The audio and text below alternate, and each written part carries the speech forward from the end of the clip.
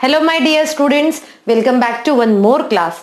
आज की इस क्लास में हम स्टार्ट करने वाले हैं क्लास 12th का एक और टॉपिक जो बहुत ही ज्यादा इंटरेस्टिंग है। जब आप इसको पढ़ने जाओगे तो बहुत ही ज्यादा मजा आएगा क्योंकि ये एक कुछ नया टॉपिक और बहुत ज्यादा इंटरेस्टिंग है। और उस चैप्टर का नाम है कोऑर्डिनेशन कंपाउंड्स। ये टॉपिक इसके पहले हमने कहीं पर भी क्लास 11th में, क्लास 10th में, 9th में कहीं पर भी नहीं पढ़ा हुआ है। तो चलो इस टॉपिक को हम स्टार्ट करते हैं बिल्कुल बेसिक कॉन्सेप्ट से। सबसे पहले जब ये टॉपिक हम स्टार्ट करने वाले तो हमें ये पता होना चाहिए कि कोऑर्डिनेशन कंपाउंड्स किसे कहा जाता है। हमने इसके पहले आयोनिक कंपाउंड स्टडी किया, हमने कोवैलेंट कंपाउंड स्टडी किया। अब हमें ये देखना है कि कोऑर्डिनेशन कंपाउंड्स किसे कहते हैं। कोऑर्डिनेशन कंपाउंड्स मींस क्या होता है स्टूडेंट्स? कोऑर्डिनेशन कंपाउंड्स मींस होता है ऐसे कंपाउंड्स जो बन रहे हैं कोऑर्डिनेट बॉन्ड से। किससे बन रहे हैं ये? कोऑर्डिनेट बॉन्ड से। और चलो समझते हैं हम अभी कि ये कोऑर्डिनेट बॉन्ड होता क्या है। जैसे आयोनिक कंपाउंड बनते हैं आयोनिक बॉन्ड से, हम अगर एग्जांपल ले कोवैलेंट कंपाउंड्स बनते हैं कोवैलेंट बॉन्ड से। अब देखते हैं हम कोऑर्डिनेट बॉन्ड। अब कोऑर्डिनेट बॉन्ड क्या होता है वो मैं अभी आपको समझाती हूँ। देखो कोऑर्डिनेट बॉन्ड क्या होता है, जैसे अगर ये पर्सन कोई एक्स है, इसके पास में बहुत ज्यादा इलेक्ट्रॉन्स है, इसके पास में काफी सारे इलेक्ट्रॉन्स है। ये अगर किसी के साथ बॉन्ड भी बनाता है फिर भी इसके पास क्या है? इलेक्ट्रॉन्स है। अब क्या होता है, कोई अगर पर्सन वाई इसके पास आया जिसके पास में कोई इलेक्ट्रॉन्स नहीं है बट फिर भी वो उससे क्या करना चाह रहा है? बॉन्ड बनाना चाह रहा है। तो उसको बॉन्ड बनाने के लिए इलेक्ट्रॉन्स की जरूरत तो पड़ेगी। तो वो दोनों इलेक्ट्रॉन कौन देगा? एक्स देगा। क्या करेगा? दोनों इलेक्ट्रॉन एक्स दे देगा। बोलेगा कि भाई तुझे चाहिए क्या बॉन्ड बनाने के लिए, तो लो ये इलेक्ट्रॉन लो और बॉन्ड बना दो। तो ऐसे बॉन्ड को कहा जाता है कोऑर्डिनेट बॉन्ड। तो कोऑर्डिनेट बॉन्ड फॉर्म होता है बाय अनइक्वल शेयरिंग। किससे फॉर्म होता है? By unequal sharing. अनइक्वल हमने कोवैलेंट बॉन्ड स्टडी कर चुका है। कोवैलेंट बॉन्ड मींस क्या हुआ? कोवैलेंट बॉन्ड जो है वो होता है कि जब आप म्यूचुअल शेयरिंग होती, इक्वल शेयरिंग। जैसे अगर मैं एग्जांपल इसके पहले भी मैंने शायद काफी सारे क्लासेस में बताया हुआ है, फिर भी एक बार रिपीट करूंगी। कोवैलेंट बॉन्ड क्या होते हैं? कोवैलेंट बॉन्ड वो होते हैं जैसे कि मान के चलो दो फ्रेंड्स हैं, ठीक है। तो इन दोनों फ्रेंड्स ने डिसाइड किया कि अभी हमें टॉफी खाना है या चॉकलेट खाना है, ठीक है। अब दोनों ने 5 रुपीज इसने कंट्रीब्यूट करे, 5 रुपीज इसने कंट्रीब्यूट करे। दोनों ने कंट्रीब्यूट करके एक 10 रुपीज का चॉकलेट लेकर आ गए, ठीक है। अब जब 10 रुपीज का चॉकलेट आ गया है तो उस 10 रुपीज के चॉकलेट के दोनों ने हाफ हाफ पोर्शन किया और दोनों ने खा लिया, ठीक है। तो ये हुआ कोवैलेंट बॉन्ड। अब कोऑर्डिनेट बॉन्ड क्या होता है? देखो ये दोनों फ्रेंड्स हैं, दोनों का फिर से मन हुआ कि भाई चॉकलेट तो खाना है, बट इसने क्या कहा कि मेरे पास 10 रुपीज रखे, और ये कह रहा है मेरे पास तो कुछ भी नहीं है, मेरे पास में तो 5 रुपीज भी नहीं है। तो क्या किया? एक ने कंट्रीब्यूट किया, जैसे 10 रुपीज इसने कंट्रीब्यूट किए, एक चॉकलेट लेकर आए और दोनों ने मिलकर आधी आधी खाई। मतलब शेयरिंग तो हुई है बट अनइक्वल शेयरिंग हुई है। ऐसे बॉन्ड्स को कहा जाता है कोऑर्डिनेट बॉन्ड। एंड जो कंपाउंड्स जो रहते हैं जो कोऑर्डिनेट बॉन्ड से बनते हैं उन्हें कहा जाता है कोऑर्डिनेशन कंपाउंड्स, ठीक है। आई होप आपको मैंने ये क्लियर कर दिया है कि कोऑर्डिनेशन कंपाउंड्स क्या होते हैं। और यहां पर अगर मैं कोऑर्डिनेशन कंपाउंड्स की डेफिनेशन लिखूं तो कोऑर्डिनेशन कंपाउंड्स में हम सबसे पहले देखते हैं कि कोऑर्डिनेशन कंपाउंड्स ऐसे कंपाउंड्स होते हैं those are formed by coordinate bond.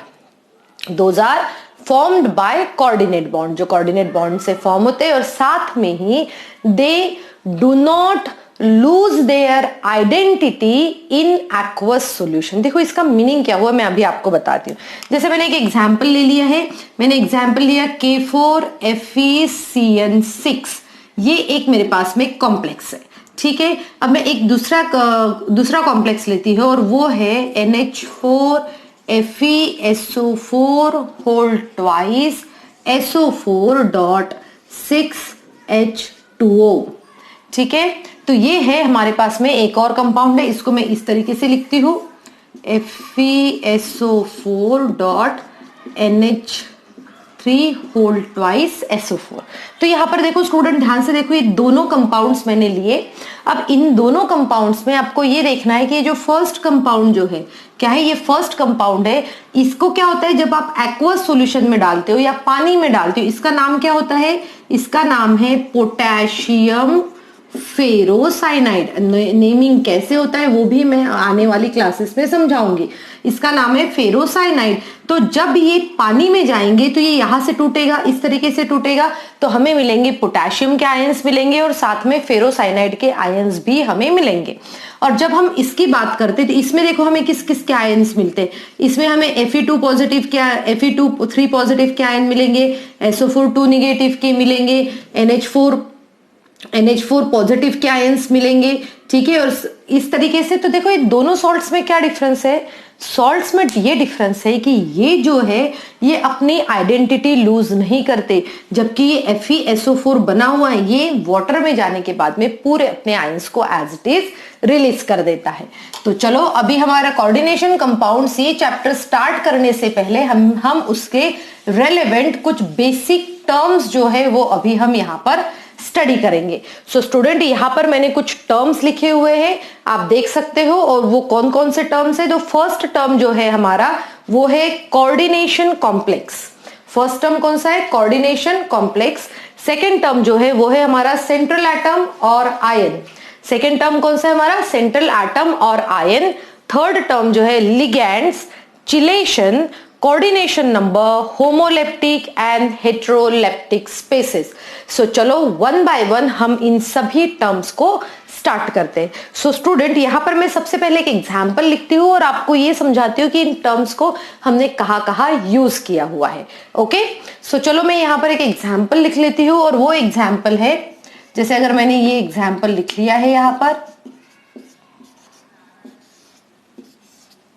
देखो यहां पर एक एग्जाम्पल लिखा मैंने। स्टूडेंट्स इसके नेम कैसे लिखना है वो अभी मैं आपको जैसे ही अपने और क्लासेस लगेगी उस क्लासेस में बताऊंगी कि इसकी नेमिंग जो होती है वो किस तरीके से होती है।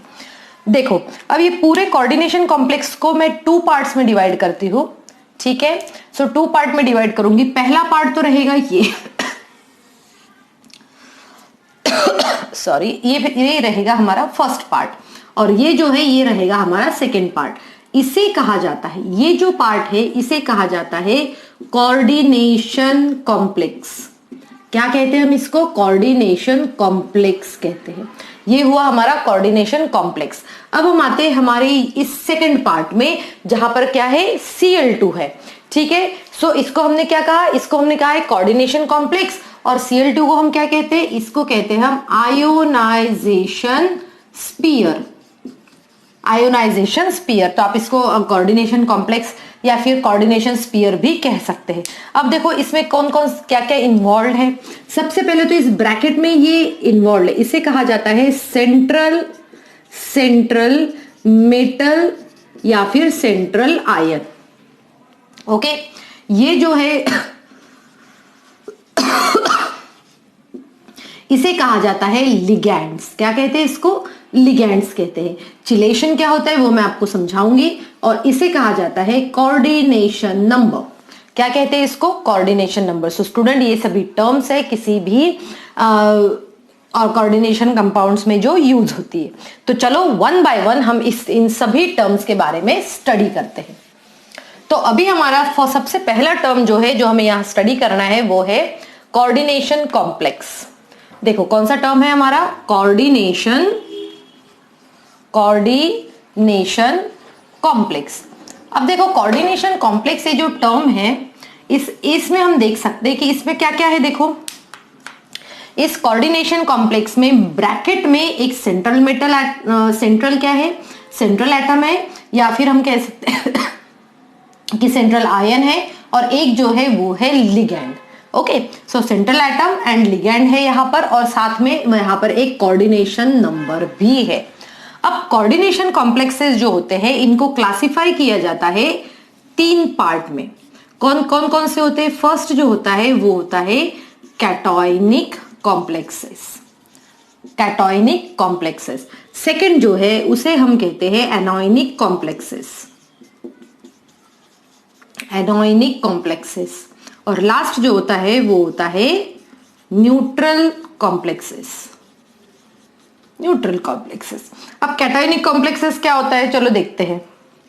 कैटायनिक कॉम्प्लेक्सेस वो होता है कि जब भी किसी कॉम्प्लेक्स के ऊपर, जैसे कि ये हुआ Na NH3 और यहां आ जाएगा 2 पॉजिटिव। तो अगर कोई कॉम्प्लेक्स के ऊपर पॉजिटिव चार्ज आ रहा है, क्या कहा हमने, अगर किसी कॉम्प्लेक्स के ऊपर पॉजिटिव चार्ज आ रहा है, उस एंटाइटी के ऊपर, कॉम्प्लेक्स को एंटाइटी भी वर्ड यूज किया जा सकता है, किसी एंटाइटी के ऊपर क्या आ रहा है, पॉजिटिव चार्ज आ रहा है तो उसे कहा जाता है कैटोइनिक कॉम्प्लेक्स। एनोइनिक कॉम्प्लेक्स मींस क्या होगा, जैसे सिमिलर, बिल्कुल करेक्ट है। कैसे करेंगे हम, एनोइनिक कॉम्प्लेक्स कैसे बता सकते हैं कि जिसमें FeCN6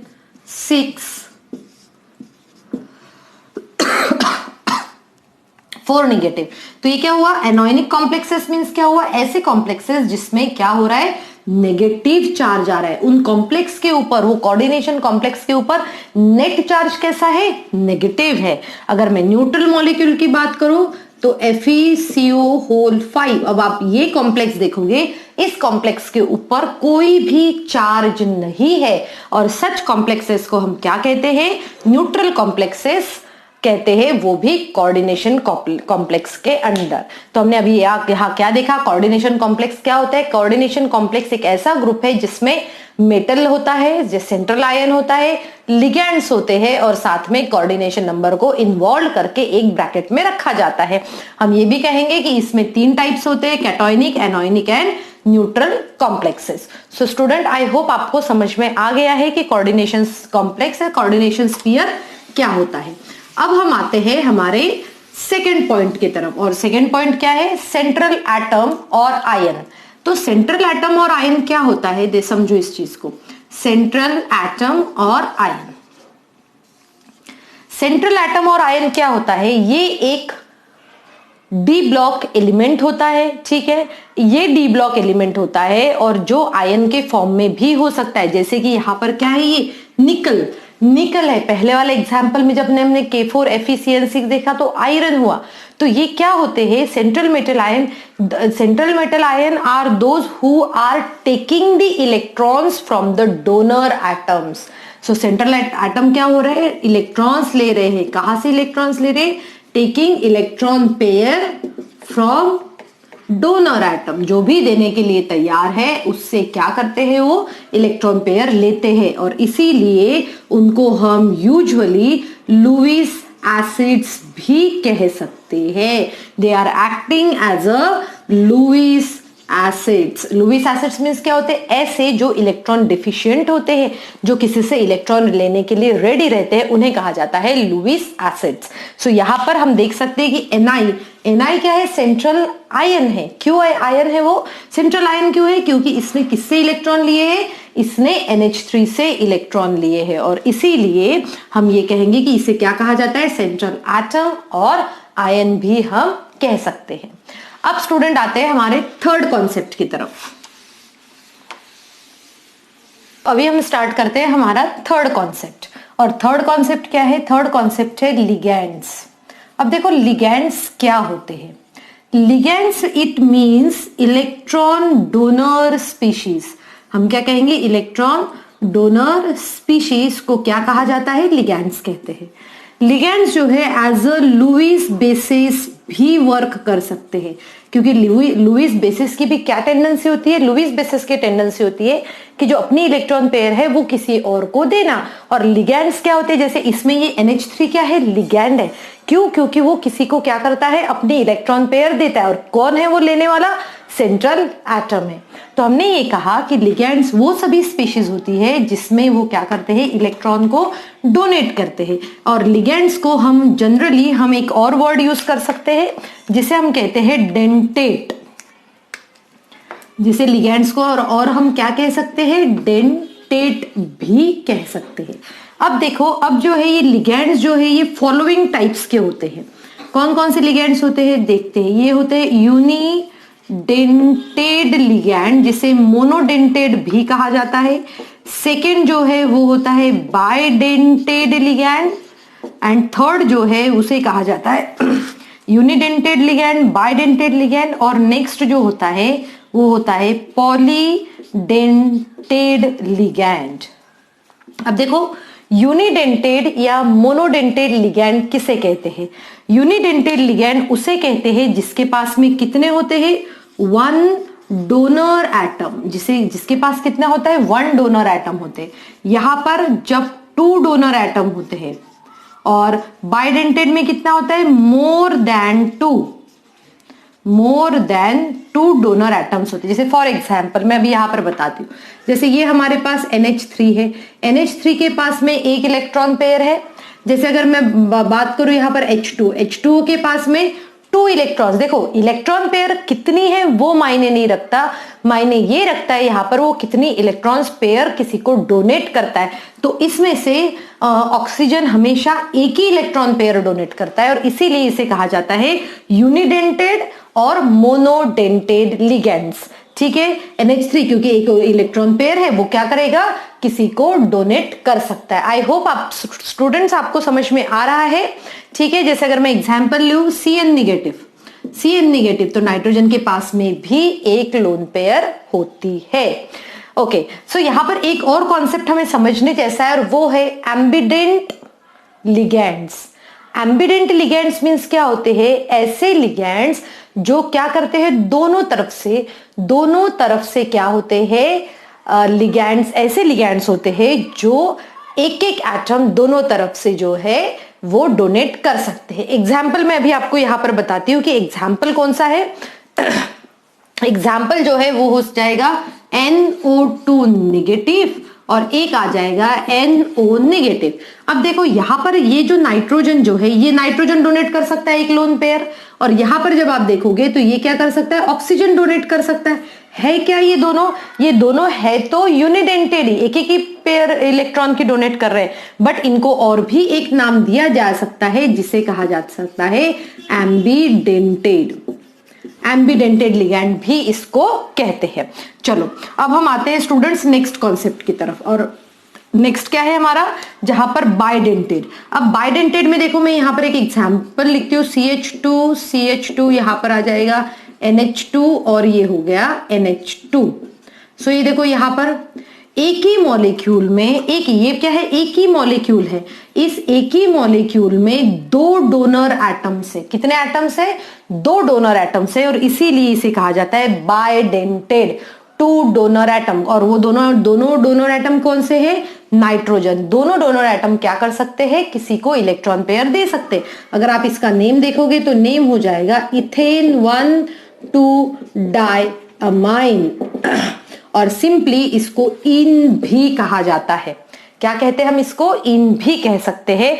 तो ऐसे लिगैंड्स को कहा जाता है बाइडेंटेड लिगैंड, जहां पर टू डोनर एटम्स जो है वो हो सकते हैं। अब हम इसी के साथ में अभी हम कुछ और एग्जाम्पल देख सकते हैं।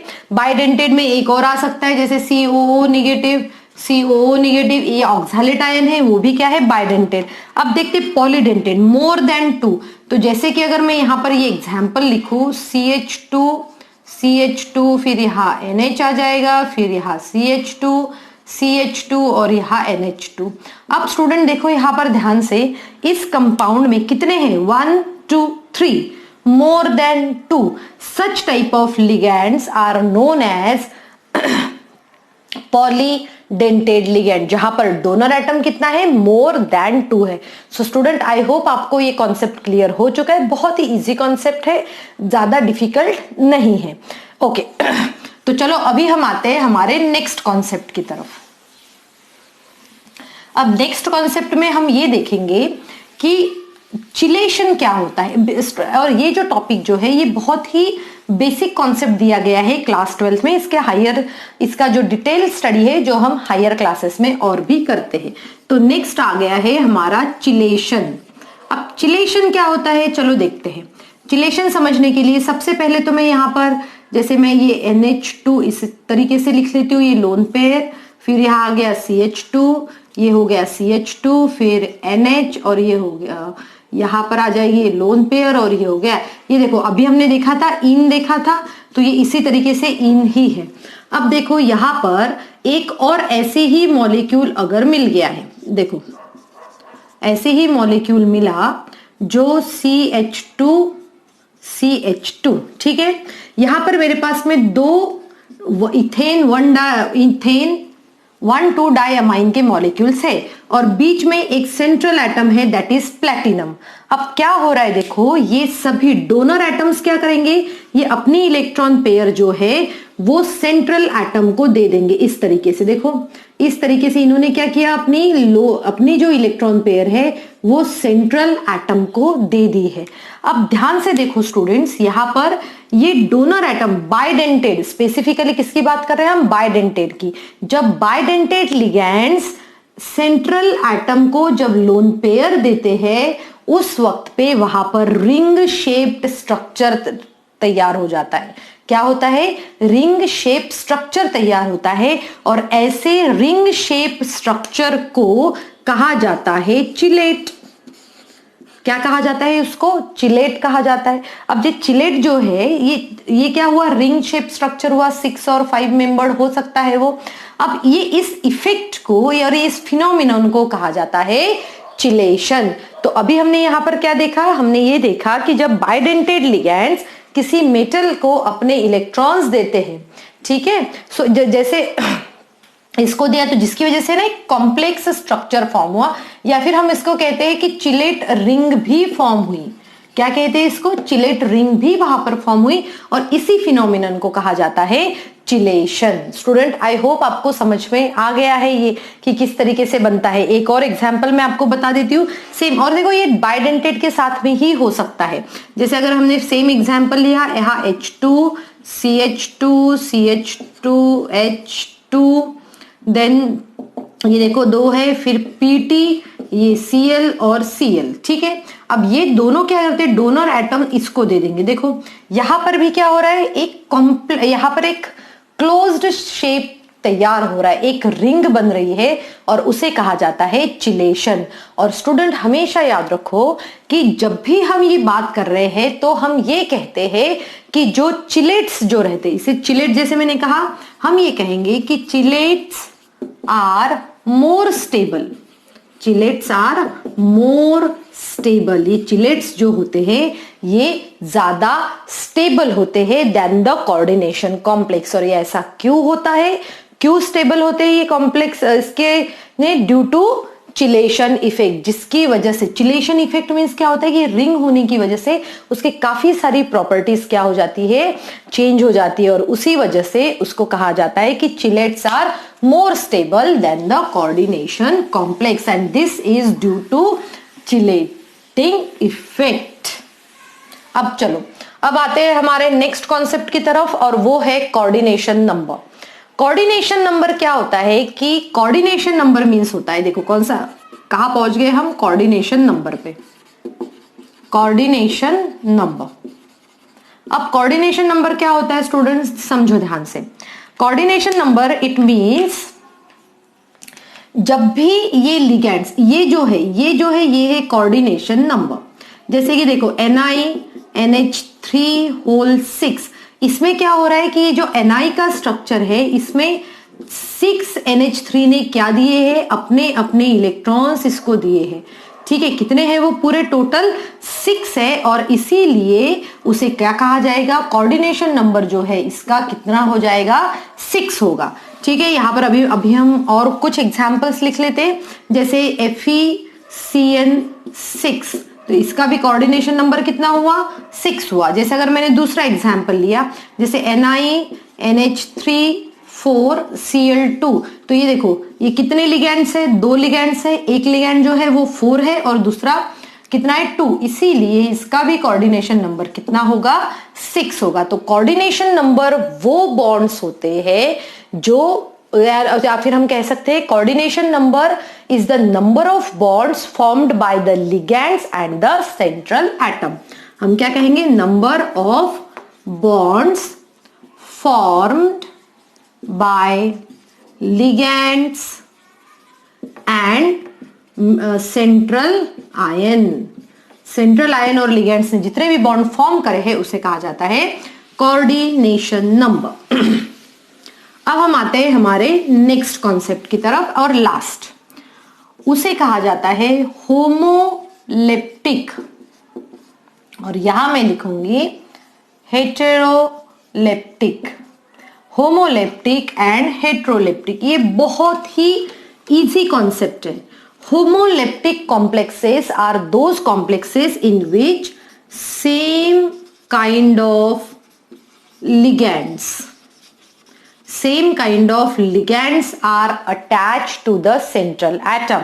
और यहां पर क्या होते हैं, यहां पर जो है वो होते हैं डिफरेंट काइंड्स ऑफ लिगेंड्स। यहां पर मैं एग्जाम्पल भी बताती हूँ स्टूडेंट्स कि एग्जाम्पल कौन सा है। यहां पर हमारे पास में हम देख सकते हैं, जैसे कि अगर मेरे पास में भी ये एग्जाम्पल है Fe, K4 FeCN6, तो यहां पर देखो 6 इसका कोऑर्डिनेशन नंबर है। सभी साइनाइड लिगेंड्स है, सेम लिगेंड्स है। और यहां पर मैं अभी कुछ दूसरा एग्जाम्पल लिखती हूँ जिसमें CONH3 4 और फिर यहां पर आ जाएगा NH3 4 हो गया और ये हो जाएगा Cl2। सो यहां पर देखो एक ही टाइप के लिगेंड्स है, सेम लिगेंड्स है, वो Cn नेगेटिव। और यहां पर दो टाइप के लिगेंड्स है, एक है क्लोराइड का और एक है अमोनियम का। सो यहां पर hetero it means different kind of ligands are attached in that coordination sphere. अगर एक ही टाइप के हुए तो वो होमोइलेक्ट्रिक, अगर दो डिफरेंट टाइप्स के लिगेंड्स हुए तो उसे कहा जाता है हेटेरोलेक्ट्रिक।